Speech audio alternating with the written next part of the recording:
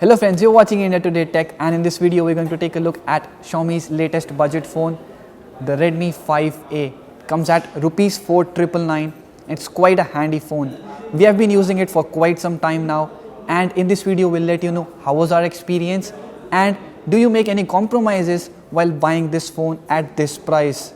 Like always, if you haven't subscribed to our channel, please do so by clicking the link below. Let's get started.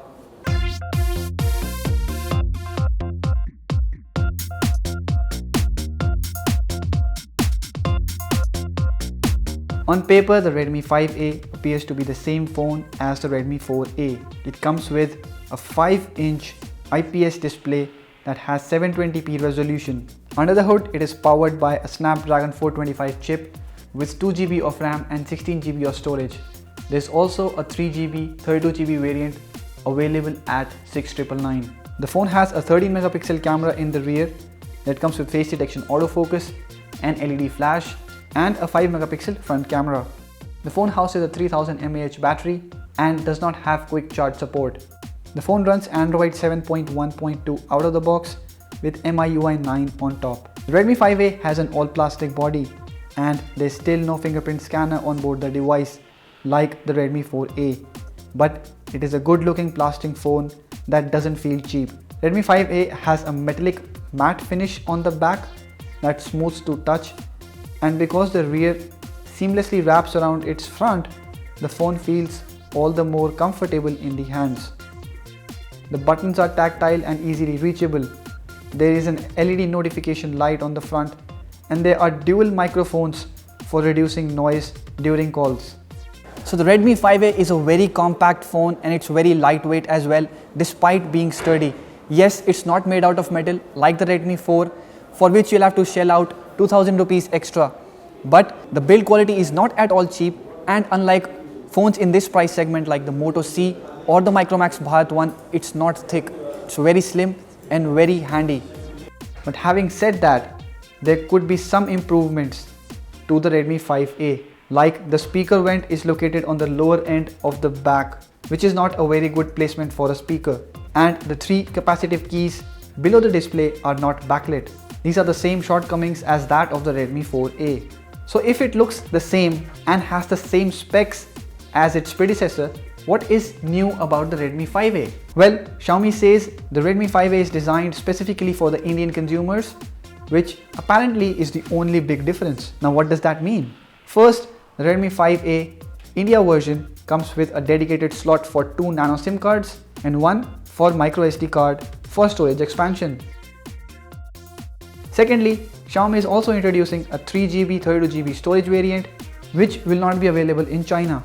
And lastly, the Redmi 5A will house the same dual graphite sheet that saves the phone from overheating, which the company has put on premium phones like the Mi A1, and will also include a power charger that can adapt to India's fluctuating power supply. Now talking about the quality of the display, the panel on board the Redmi 5A may not be as good as the Redmi 4, but at this price point, it can afford to get away with it. In fact, it's not that bad. Colors look rich and vibrant, and there's a manual mode inside that helps achieve slightly better results. But the good part is that the brightness is satisfactory for outdoor use, and the touchscreen is very smooth. Something that is hard to find in this price range, and a very important thing for a great user experience. You don't want your phones to have bad touchscreen, and the Redmi 5A clears this test with flying colors. So of course it's not the best display we have seen on a Xiaomi phone. Redmi 4 has a slightly better display, but again in this price range you'll not find a display that is this bright and a touchscreen that is this smooth. The Redmi 5A runs Xiaomi's new MIUI 9 software. Xiaomi's custom ROM is known for some heavy skinning on the top of Android, something that hardcore geeks don't really appreciate.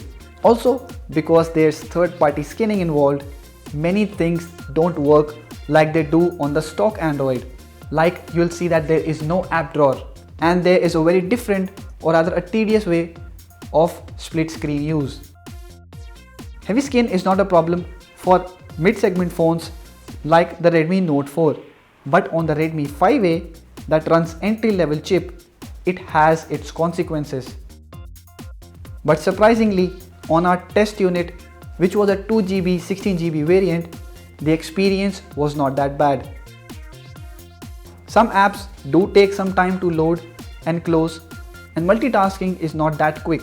But truth be told, it's not meant for heavy use in the first place. It remains fairly responsive or doesn't hang midway for tasks like calling, messaging, surfing the web, or using apps like Twitter or Facebook. Now the MIUI 9 has its drawbacks. It's quite a cluttered interface, but if you're not a very heavy smartphone user, you will see that light multitasking and usual daily web browsing or watching videos work perfectly fine on the phone. You also get a good battery backup on the device, but it does take a lot of time to charge the phone. In our testing period, we found that it took around 2.5 to 3 hours to charge the battery from 0 to full, which is quite a long time. Moving on to the rear camera, the 13 megapixel sensor on the Redmi 5A is not any better or worse than the Redmi 4A. It captures good amount of details in good light conditions with mostly accurate colors. The dynamic range is good, though the camera has a tendency to overexpose sometimes. But yes, the exposure control on the camera app does come in handy for that. Redmi 5A is not that good in tricky or low light situations. Noise is quite evident and details take a hit. It won't be wrong to say that the phone has a hit or miss camera when it comes to low light performance. The cameras on Redmi 5A also surpass expectations, especially because the rear camera now has face detection autofocus, which locks into the object and gives you a clear photo even in low light scenarios, which is a great deal for a phone at Rs 5,000.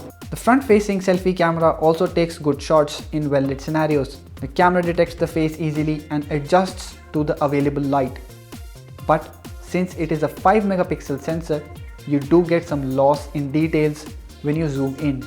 In low light, your autofocus suffers, which means you need to keep a steady hand to take a blur-free shot.